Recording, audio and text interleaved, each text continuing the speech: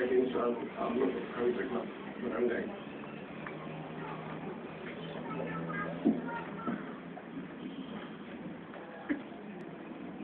Kagawad Neighborhood of Country Club Village Barangay. Kagawad Mirna Albero from Country Club Barangay. Kagawad Angelina Ramos from Camp 7 Barangay. Kagawad Mary Chigayo Iwakan from Kagawad Malagita Iwakan from Kagawad Mary Jackson Iwakan from Kagawad Judy Donato of Iwakan from Lina Tatlo from Camp 7 Barangay. Andy Benwick, Presidente de Purok 7, Sigsag, Camp 7. Naman tayo amin, Oliver Dampa, Kagawad from Pakistan. Magandang hapon sa lahat. Ako si Marlene, local resident ng Camp 7. Senior President, Resident of the Numbers.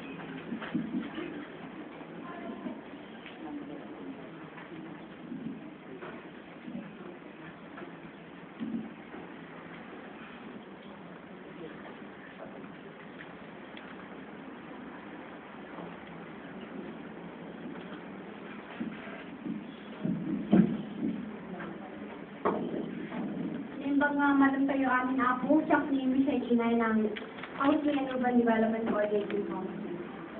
Ang chairman po namin is Vice President Jason Martin. Good afternoon, everyone. Evelyn Kayat from the City Planning Office. Good afternoon, I'm Helma Apoy of the Land Management Services, Ginarcar. Good afternoon, Bobo Kosalan of your service. Good afternoon po, Charita Ratay po from NHA Region 1 and CAR.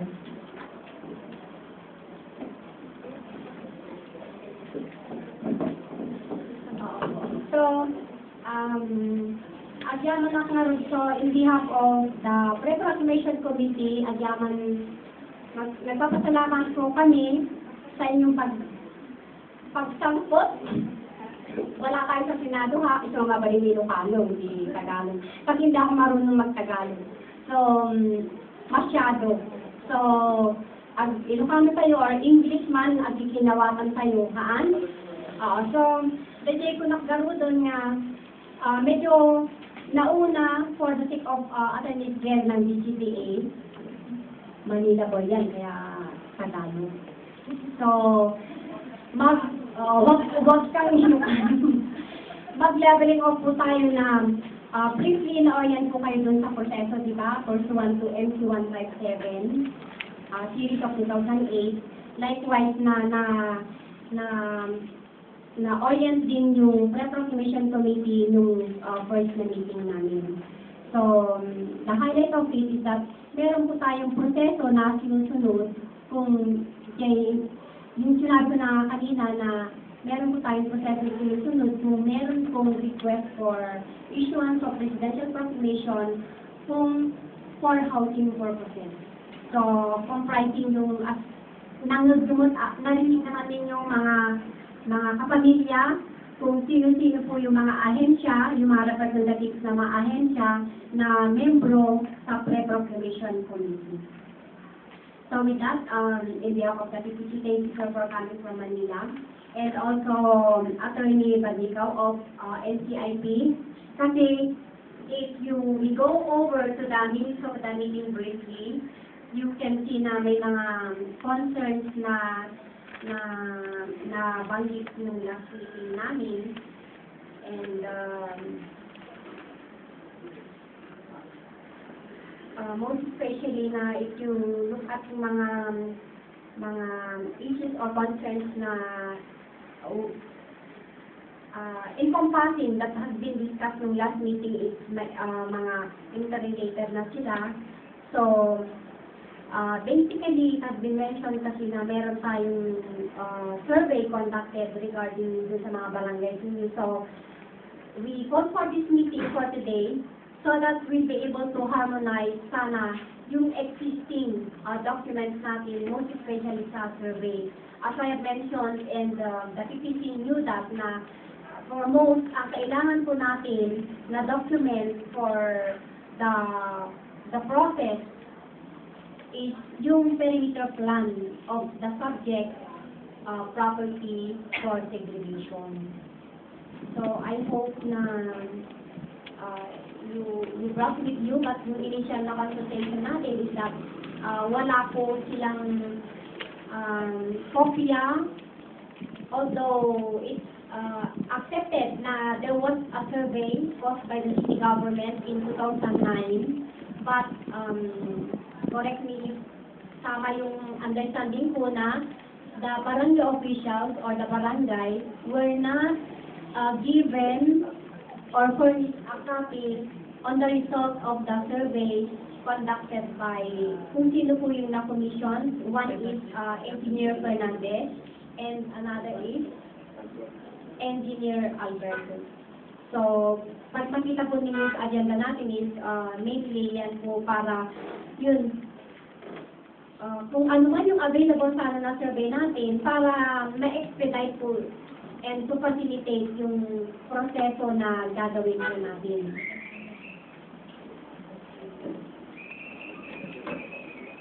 At agenda is yung presentation sana ng map or survey perimeter plan of barangay. Because of the it has been brought out nung last meeting na there was a survey conducted sometime in 2009. So the HATC sort of why don't we maximize the use of the available survey para ma-expedite po yung proseso natin. Because we understand na we are aware na the conduct of survey will take some time. And relatedly, yun na nga, na if you look at the minutes of the meeting, it was chaired by Engineer Akia of Janhi Management Corporation that they have a pending request from the CDA for the conduct of the survey.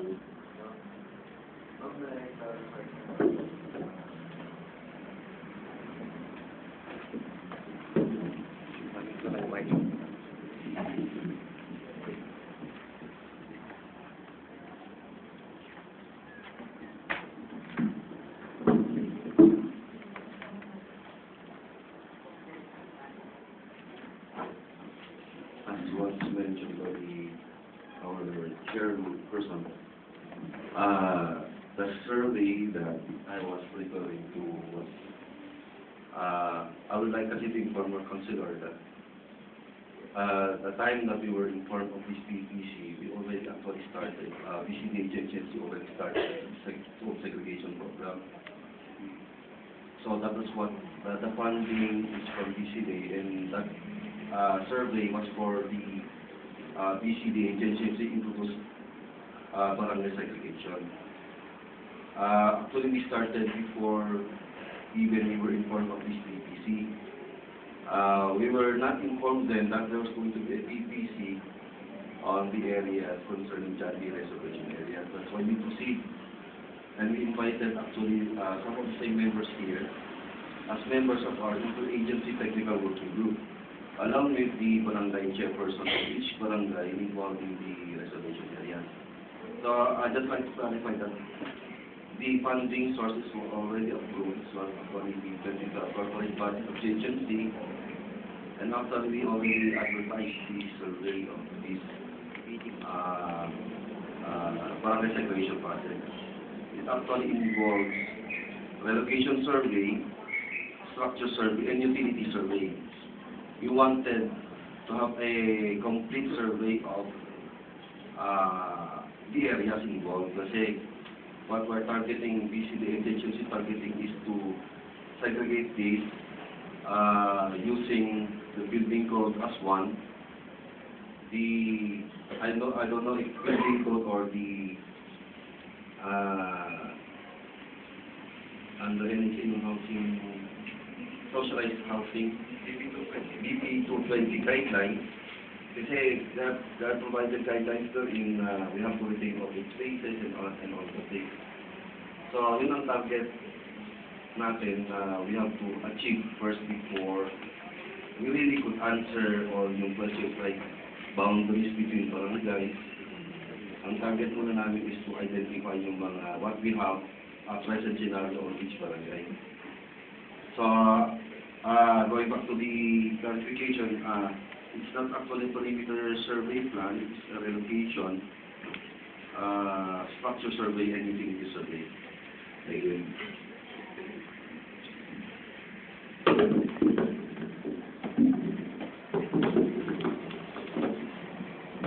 Thank you, Engineer Akyat. Before going to the technicalities about the survey, I have a question now between the technical working group and the BBC. Since it has been stated by Mr. Akyat, the technical working group in the agency was created before the BBC, this BBC. That's why they already operated. Now what should we do now that we have the BBC? Should we not first consolidate the functions of both parties? Because we need to come up with a criteria and maybe even policies. And otherwise there will be conflicts later on. Like for instance, to conduct a structural survey, a location survey, this is as per I believe, this is an output of the technical working group, or is it solely from the HMC? Actually, the survey will be presented to the technical working group. Now, will the PPC accept that as is, or should we do something about it yet? Anyway, we have our... by the way, sir, you said you advertised or you published the invitation to bid, or? So, wala pang kontrako? Okay, at least wala pa. So, maybe we can pahabol. Any comment from the PPC? Okay, so as far as legality is concerned, now we are working on guidelines. So since 2008, when there is the MC 157, our office who is in charge in the disposition of public land as well as reservations, we are following the mandates of MC 157. So maybe your committee created by John Hay could support the work of the PPC.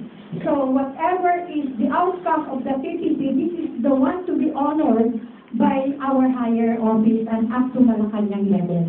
Because it's the President who will be signing the proclamation of segregating the 13 or 12 barangays within Camp John Hay. And before we proceed with the survey, I want to clarify if the survey to have has already the survey authority. Kasi we cannot approve if there is no survey authority coming from us. Okay?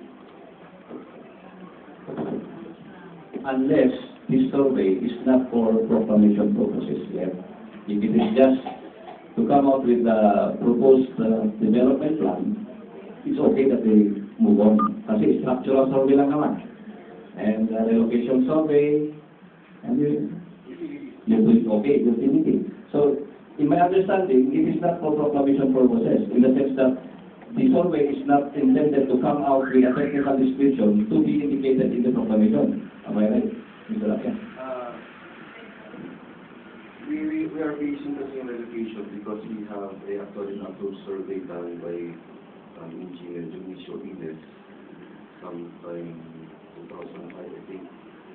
So we're going to use that as basis for our service advisor to relocate.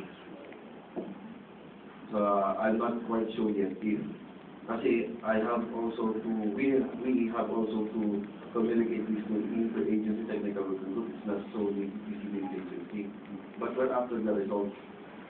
And then ma'am, I want to ask if pagkatapos na ba yung survey, pwede na bang do we have to secure first in survey authorities before even starting? Before you conduct the survey, normally, you have to ask for survey authority so that when it is already done, tapos na, you have to submit that to the office for approval.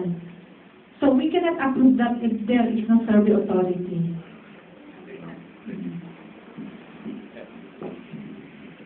Thank you, Madam Chair.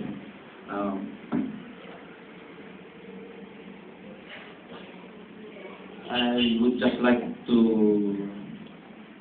narrate to you something that happened about the 13th barangay. In fact, the first barangay that was segregated.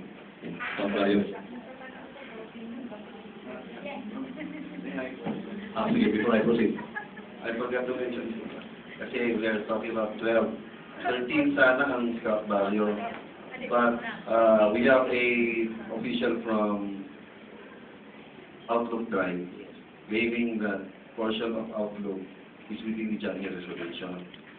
So we just included it just to be sure. To be 14.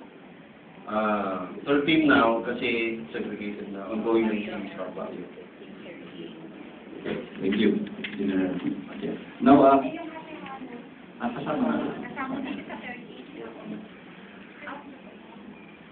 may we invite Councilor Alangsat to join us here? Nalawa pa yung dito ako.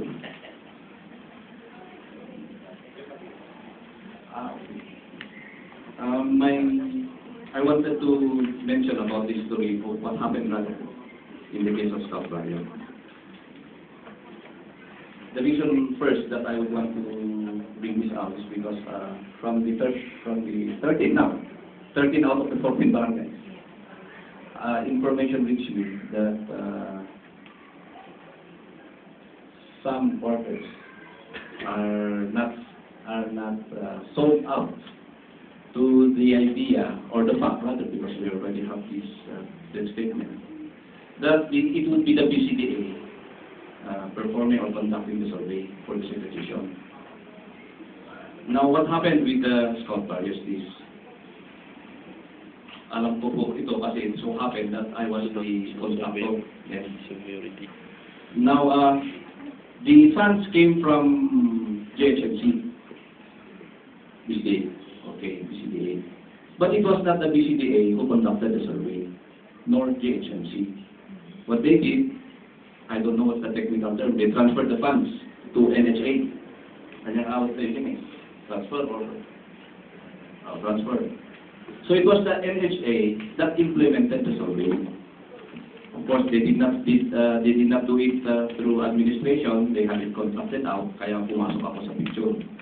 Kaya that's all. Alam ko yung nangyari. At least doon, the residents of Scout Barrio were more comfortable that way. Although we know na may, mas pa paano may problema pa rin, pero na-minimize na.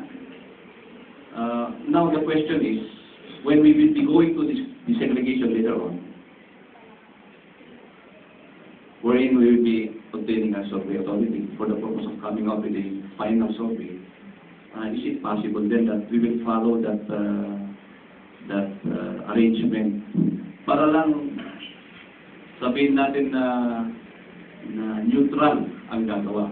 Siguro, i-transfer natin yung funds kung may magagaling sana sa BCDA or JHMC to the DNR to be implemented by the DNR. Just a suggestion, ma'am.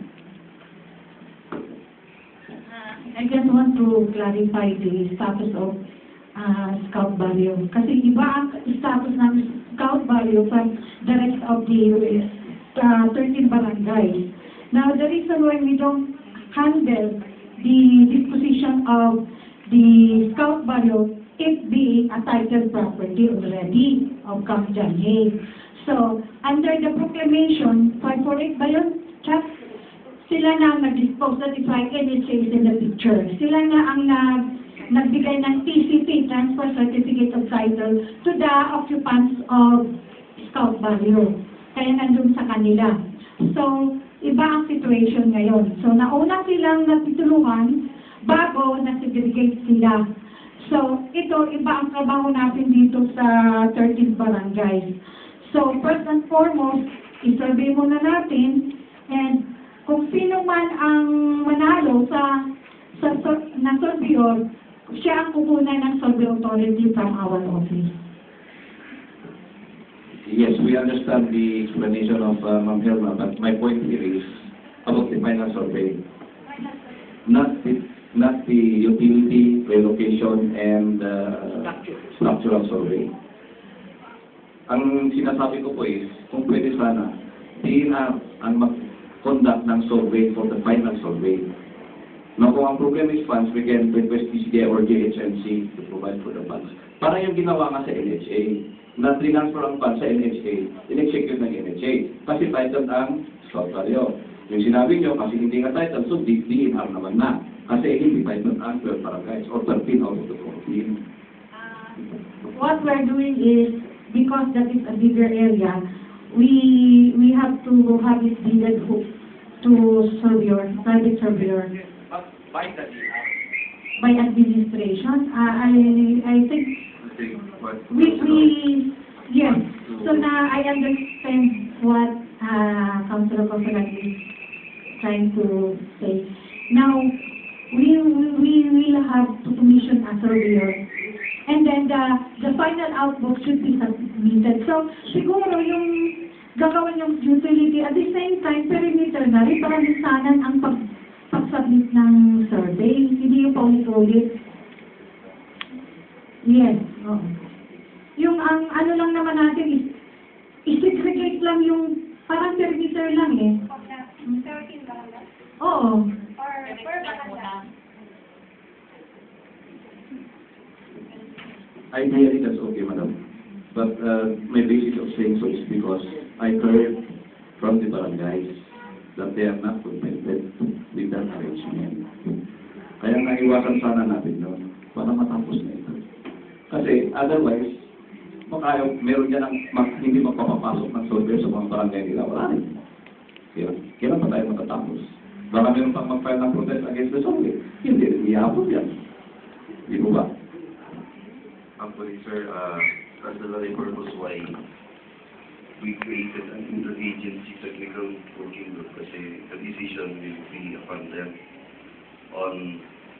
on what guidelines to set, the procedures to be made, so that at least involve naman yung mga stakeholders sa segregation. It will not be a one-sided thing between DCDA and the agency.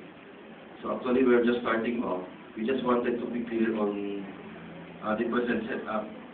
Kasi after yung results ng survey, we will be presenting this to the interagency technical working group. Now we'll be formulating the procedures, guidelines that should be provided for the legal execution of what will be the next move. So we are handing it out actually to the interagency technical working group. Yes, I don't think there's any problem with that because that is, I suppose you are referring to the relocation, structural and utility, so no problem with that. But of course, and then after that we will be moving to the final survey. Okay. Pareho naman eh, okay lang yun. Iba naman yung sinasabi ko kasi about the final survey. It's just in a form of a proposal na ganun sana gagawin natin. In fact, it's a motion na if the PPC will approve of it, that we request JHM, CNB for BCA to transfer funds to the DNR for the final survey. For the final survey. Kung hindi sila gagawa administrative, hindi sila magpapabid. Yan.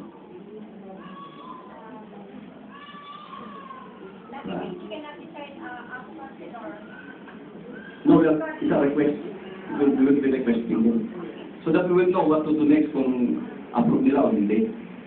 Kasi later pa naman yun eh. Right now, we're still with the utility relocation support. Pero ang tanong kasi dito is Dami is willing to finance. Kaya lang eh. As of now, kung okay siya na willing sila, then let's proceed immediately yung survey. As far as yung type of survey kasi, it's already approved yung verification muna. structure and building. As far, I can answer as far as that goes, but beyond that, I'm not capable of Yes. That's why the PPC would request the GHMC. verbal na lang address to our President. Yeah. Yung funding. But I suppose what we will invoke here is the condition number 5 ba yun? Condition number 5 ba yung segregation? Out of the 19 conditionalities? 5 and 14, hindi ma'am. So we will invoke condition numbers 5 and 14 na ang nandun, BCDA ang gagawa. To segregate the 13 barangay. So kasama na ang funding doon. Okay, in addition to that, since dito ko sa DPWH, di ba? Part of that dyan is, yung national road namin, Liwakan Road, is within dyan eh. Did you consider that also? Have you segregated that area? Actually, sir, we have, that's why we added utility para malaman din natin yung exact yung limits ng road natin. Kasi as far as I know, after all of this, we have to turn this over actually to, I think, the LGU or whoever will be for national roads, siguro DPWH or barangay, I think the city. So those are part of actually what the ATWG will be doing. It will be a part of all those recommendations that we will be making. I hope that the CSW that we are planning to do will satisfy both what we are planning to submit to BCDA and at the same time to the I think SUTC, yung CSW. PPC. I hope it will satisfy both. That's why we included everything na lang to make everything clear, wala na sanang gray area. Para pag sinabitan na natin si SW, at least we know what's the problem, we know that the issue, and we can hopefully provide this. In addition to the query of Engineer De Santos, that is the reason why when John Hay requested for the issuance of special patent over Camp John Hay, their survey was returned, and the request was returned because the central office directed us to segregate or exclude the road right-of-way.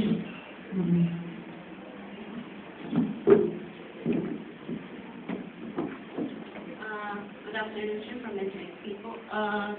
Since we are talking about the surveys and segregation, may we be apprised as to how we treat the ancestral land claims in Chande, since there are cases that were already filed by the CDA? Actually, regarding the practice issue, there were filings of some, I think applications, I'm not sure, applications, but still we have included also NCIP as member of the IATWG. That will somehow will also help us determine kung ano yung proper procedures during the segregation process in coming out of the CSW.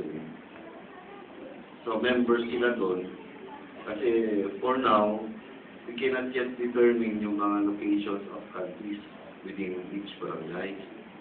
So what we're doing is, we do this survey first, and then what we present it to the IATWG at the time that each agency will now infuse the inputs. And then, even for us, we don't know the extent of the country's issues. So, nasa gray area din kami on that portion. Yes, actually, I cannot yet answer that because we have no, I don't know if there are any. Right now, I think there's an ongoing discussion between NCIP and PCDA, and of course, HMC is also involved on trying to come out with a technical working group also who will discuss the problem, not really the problem, the issue of over the Jai area. I think we're already drafting a MOA to that effect, and those issues will be discussed in that group also. So right now, you could say everything's up in the air kasi wala pang final say on the issue of cutting. But what I can say definitely is there are efforts being done by both agencies to resolve issues, and I think those will help in the concerns here in TBC also.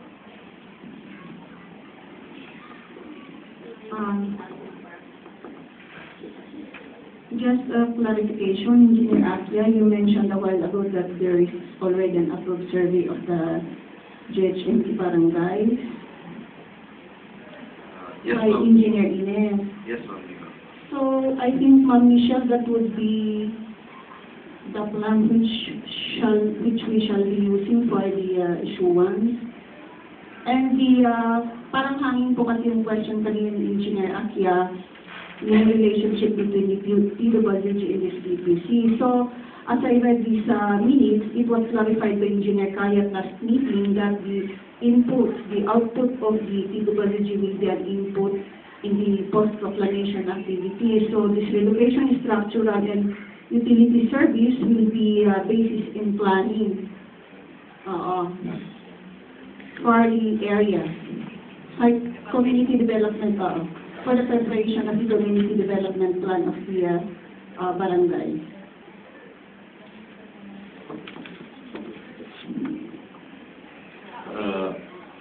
I understand that as per the statement of Chad, let us clarify now. The survey conducted by Engineer Ines has been approved by the DNR. And that survey was already intended to identify the boundaries of the areas to be segregated in favor of the barangays. Actually, it was done initially for the Jati reservation area, but there were barangays that have their own technical description, except yes, Luwakan, from 7.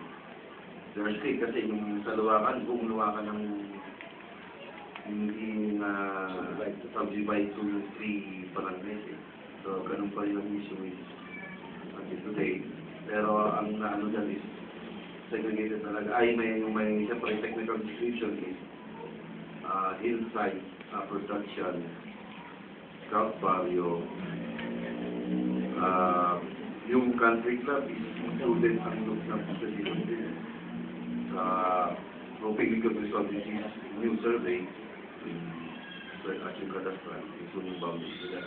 But yun po ang naging nung survey made by Engineer Ines. Hindi rin klaro yung boundaries ng Luwakan area as well as Southside. So, what do you intend to do with the survey of Engineer Ines? Will this be the basis for the segregation, or will this be amended? Actually, this will be our basis kasi it's already established. It was already approved by the DNR. We have just to relocate now this survey. We included also monument, barangay boundary markers. We included that as part of the scope of work of the constructor. That's why when we asked for barangay resolutions from each barangay, that during the conduct of survey, we should be present during this survey. Kasi we want them also to clear out na yung boundaries. We want them to settle it. Kasi we cannot just subdivide Luwakan as a Luwakan. You have to survive. Kasi yung mga structure survey, di natin alam kung saan yung papasok kung which barangay. And also, that's the reason why we added survey. Structure survey is like the case of hillside. We don't know actually ano yung boundary ng reservation namin. So to be safe, we included yung structure para alam natin kung si Mr. X is labas ng Jati reservation and Mr. Y ang pasok. So yun ang purpose actually. First step pa lang to.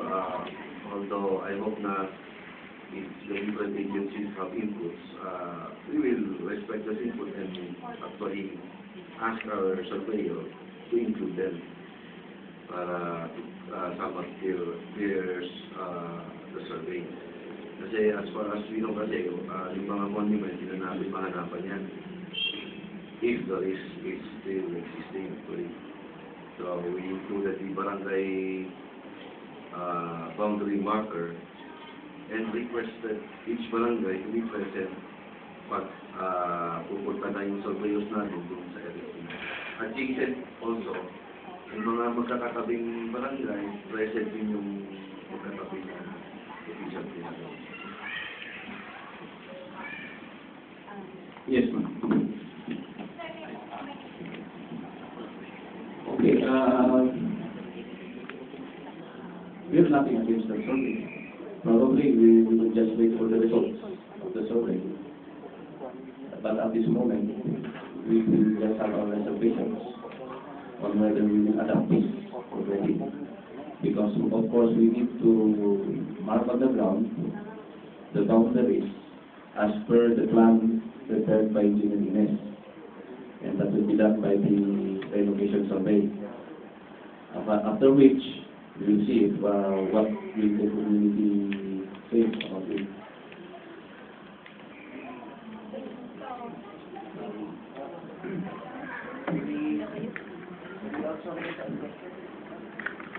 Yes, sir. Pero bago po makalimutan,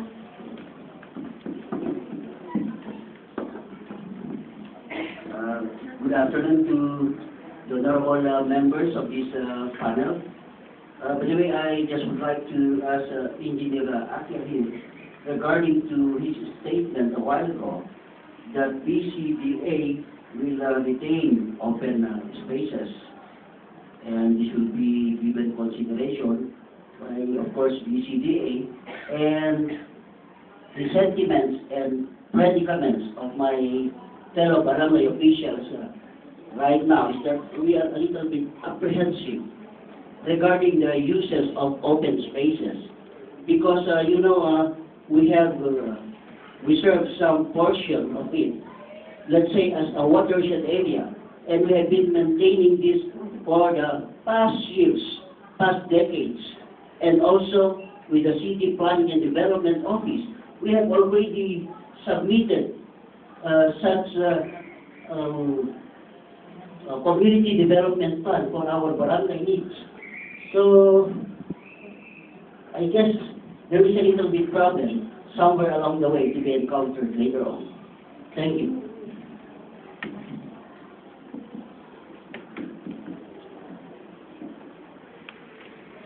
I would just like to clarify the matters raised by Capitano. Yes. Did I say retain the BCDA? No, retain open spaces, retain open spaces. Basically, I will just adapt yung sinabi sa Scout Value kasi yun ang naging model namin. We retain open spaces because these are reserved areas like protected forest watersheds like you mentioned. Yes. Other areas are government facilities where the barangay halls and centers are located. When we say that should be retained, hindi po masasegregate to an individual or to a person yan. It will be retained still by BCDA, but it will be turned over to them, to the LGU. Kasi, yun ang naging sa Scout Value. Kasi hindi naman pwedeng segregate. Baka may owner na yung location ng barangay hall, may nilo na mong yun. Yes, that's why we have to retain it first. Kasi it will be a community facility actually. Yeah, yes, sir. Actually, that is why we wanted also to be involved in the finalization of the subdivision plan. Like when we say subdivision plan for a certain barangay, we also want to be involved in the validation of the plan on site, so that we will also of course. We know where our open spaces that are supposed to be turned over to the CPA are.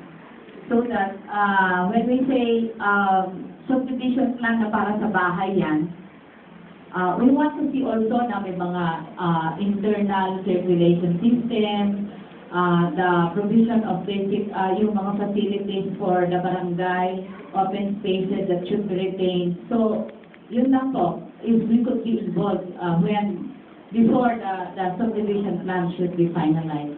Yes, actually, the agency's concern will be involved kasi it's like what happened in February when MHA contracted engineer Kasalan, they maintain the percentage, the ratio of yung open spaces when it was declared as housing type.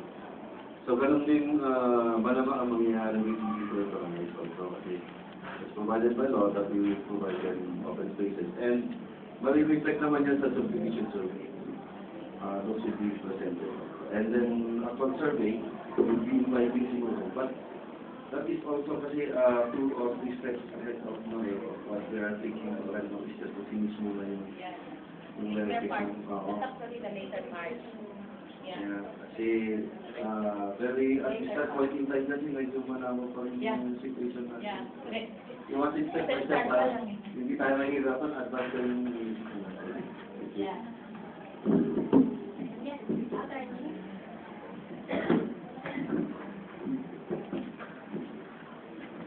Somewhat clarification for the survey. There's already a title for the Happy Halo, and there's already a survey conducted by the office. Can we just utilize that or give a copy for it? Hindi na kailangan, how will you treat that? Apprehensive din kasi ang Happy Halo as to yung survey ng barangay nila. We will come to that if you want to buy it. We will come with suggestion that we provide us with a technical description para we can present this kasi not only for agency to look at but yung IDPWG para makita ng lahat kung ano yung difference between survey mo, survey namin, and the survey done by Engineer Fernandez. Kasi at this point in time, I cannot answer kasi I said that different surveys made by different agencies. Now, after years after the IDPWG, LTPC to recommend resolution. May I add up? Madam, yeah, actually, we in the DNR, especially in the land management services, cannot really determine which of the area of what area is being assured. Ever since we have that case, we have been requesting NCIP to have the projection of those ancestral land claims before it has to be submitted to Manila for projection purposes, para alam namin. Pero walang na-submit sa amin, walang nag-comply. In fact, it was request through RDC, sa Regional Development Council. So, yung mga na-issuehan na kung pwede officially, we will be for this with the technical description para alam namin kung saan yung mga nasisuhan ng kalsi. Wala kaming alam. So, definitely, kung may magtanong sa amin, pwede ba yan, libre yan, wala kaming record eh. So, pwede kami magmangwaangan kasi wala kaming record to show na nakaproject sa LC map namin, sa land classification map namin, ang kalsi. So, pwede ma-promisan kami. Yes, I already requested it with the ancestral domain office in Manila. Ang tinatanong, talagang mas madali, if you have a shape file na ma-overlay na lang. Shape file kasi meron na silang project for the GIS. Okay, what we need is the land classification map that is coming from Nigeria. Doon na yun i-overlay kung ano ang pinatakan ng ancestral na yan. I already talked that out with our director. So, maganda rin yung meeting na ito para mabigyan na rin ng copy ang DNR and other agencies to be informed regarding the calculation. Engineer Akya, is it possible to include in the scope of work of these relocation surveys, structural and utility surveys, the inclusion of the ancestral lands in the land. Without necessarily having to survey the ground, but maybe just to superimpose. We will take your recommendation, sir, kasi we already have this bill out. It must be bidded already. Na-publish na, sir. So, yes, yes. What was published? But the scope of work is it already final? Nasa TOR na kasi. But anyway, sir, we will try to make ways to include yung recommendations. Yeah. After na lang siguro nakakontrata yan, baka we can issue a supplemental. Yes, yes. We can. We'll try our best to do that. 10% of the But I prefer that the BBC will have that in writing. Yes, sir. Kasi on my own capacity, I cannot. Sabi niyo yan, kahit tinanong ko kanina, especially sa Luwakan Road, ano ba talaga ang weight ng National Road na sinigregate ninyo para malaman namin? And that should be included sa survey yung general ninyo, mga item of work na gawin yung conductor ng survey. Kasi Luwakan Road is a secondary road.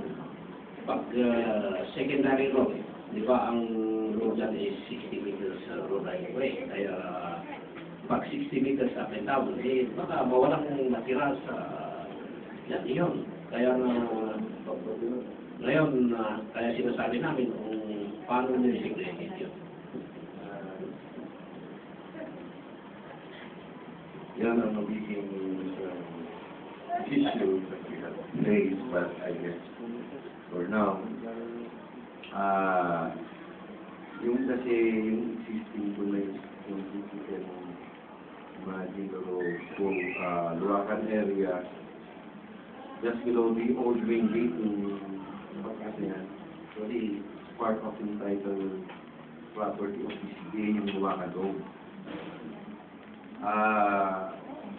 Hopefully, if you have considered that 50-50 on both sides, certainly on both sides.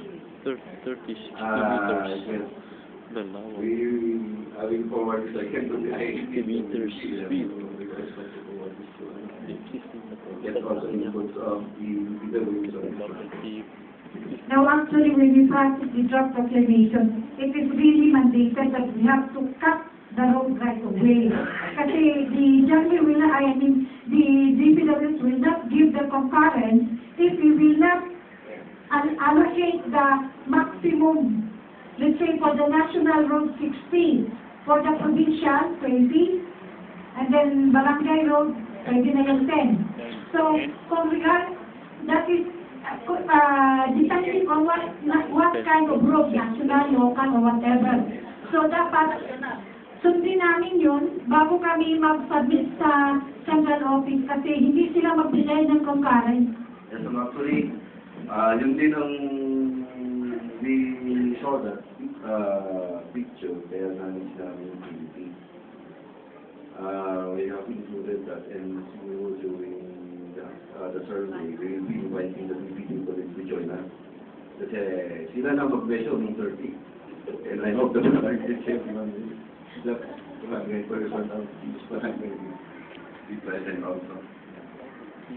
This is one good illustration that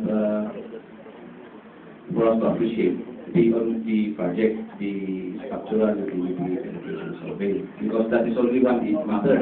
There may be other matters. That's why I think probably we will have to amend later on the full survey. But anyway, we will go to that when we reach it. But, so anyway, so that we will have an output for this meeting, Madam Chairman. Maybe we will just allow them to move on with the survey, or not allow, maybe without our give our consent, provided that we have reservations. We will see what will be the results later on, so that we can also assure our barangays that this is for planning purposes. proclamation. Right. For planning purposes, kung naamo tayo, no, I am not to dawasan tayo. Nalaklaka. It would be easier if the structural survey would be finished because we can, even a layman, can appreciate the plan. Ada pwede pala ni Mr. Santos, makikita tayo. Then, when we go to the site, makawasan tayo. Then we can conduct a meeting to agree upon where will be the boundaries of it. Madam Chairman.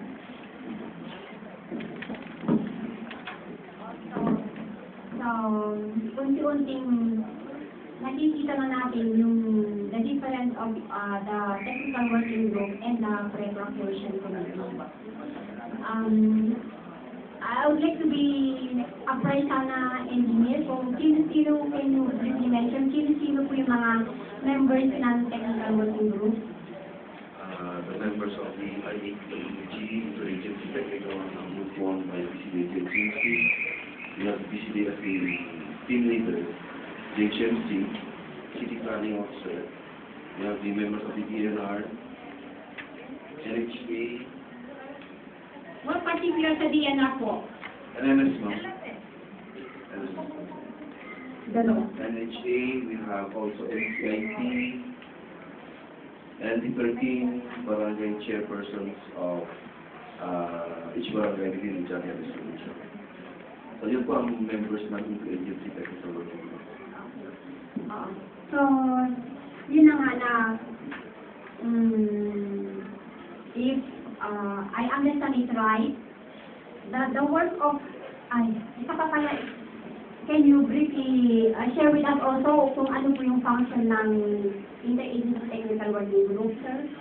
Actually, ma'am, it's also the same function that the PPC was. Kasi like I mentioned earlier, we were not knowledgeable that may PPC na pala. So, BCD agency went ahead and creating an Interagency Technical Working Group way before we were informed that a PPC was being already created. Yes. So,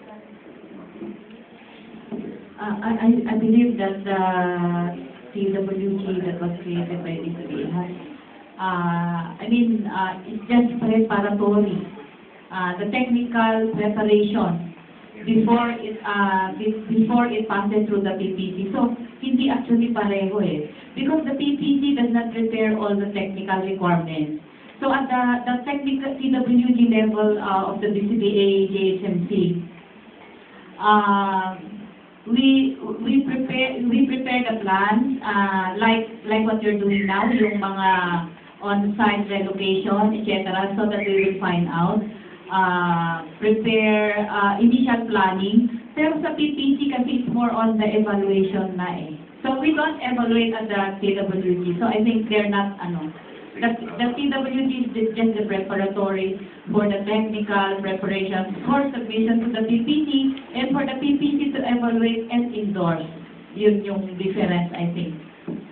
yung IATWG kasi na-created was meant actually to be forward, yung CSW ng IATWG will be presented also as the JHMC Board of Directors and actually BCD Board of Directors. So, yun yung naging flow sana kasi we were not yet aware of this BCC there. So, yun po ang direction sana na nakita namin at that time. But since meron na rin PPC, kaya sabi ko baka pwede gamitin din yung recommendations ng IETWG para to serve two purpose. One is for the DHMC and BCD Board, and at the same time for the PPC also. Since most number of members of PPC are also members of the IETWG. So parang yun na rin ang naging target namin. Kasi we were not aware then. So, I think as mentioned by Councilor Cosalan, wala po tayong problema doon. But as I look at it, the technical working group, the interagency technical working group is to come up with an output needed. Ang end user dyan is, muna is the BCBA and its management corporation, yes. And then, out of that, yung final can be an input to the pre-proclamation committee. So, yun yung I'm trying to clarify it para hindi po tayo makakonfuse na what is the interagency technical working group and the pre-proclamation committee. Now, with that is, as you have mentioned a while back na even John Hay Management Corporation cannot exactly determine the means and bounds of its reservation. And precisely that's why we are conducting this relocation, the structure, the utilities, and etc. So with PPC naman is, we are working for some documents for the issuance of presidential proclamation. Na yung output po ninyo can be an input to the complete staff work being conducted by the pre-proclamation committee. Now, the complete staff work being done by the interagency technical working group will be subject for the board of directors of BCDA and John Hay Management Corporation, of which, if it is deemed and after evaluation and review by the PPC and is acceptable to satisfy kung ano po yung mga documentary requirements for the issuance of presidential proclamation, then let it be adopted by the pre-proclamation.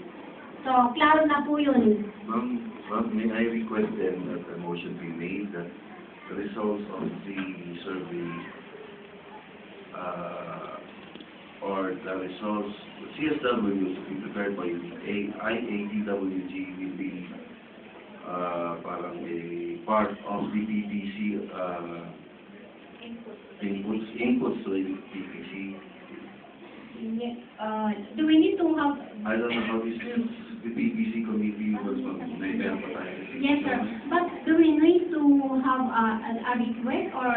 Well, I think so, kasi we have to also inform our president top management about this since the direction that we first thought was directed to BCDA agency.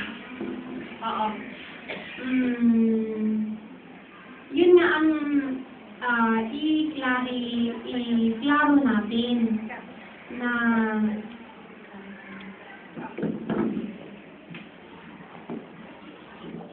Okay. Now, for clarification, kasi parang hindi tayo mag-rubit trabaho, at saka maintindihan kung ano ang role natin.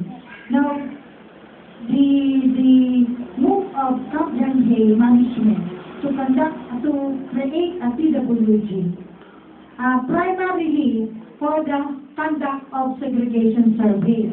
Wherein, sa cadastral survey na ginagawa namin, we have to conduct, before we conduct the survey, mag-consultation process muna kami.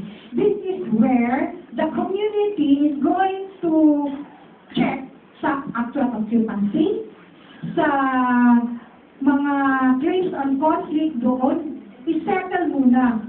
Kasi, hindi kami mag-approve ng substitution or segregation plan kung walang consultation process na nagawa. Otherwise, maraming darating na mga protest. So, yan ang role ng TWG primarily. I-settle ninyo per barangay kung ano ang dapat na isabit para pagdating sa amin, malinis na yung survey. Primarily on survey, segregation survey. Kasi, hindi naman namin kailangan yung mga anong ginawa ninyo doon sa structures eh. Ang sa aming perimeter lang eh, para ma-segregate lang siya doon sa barangay.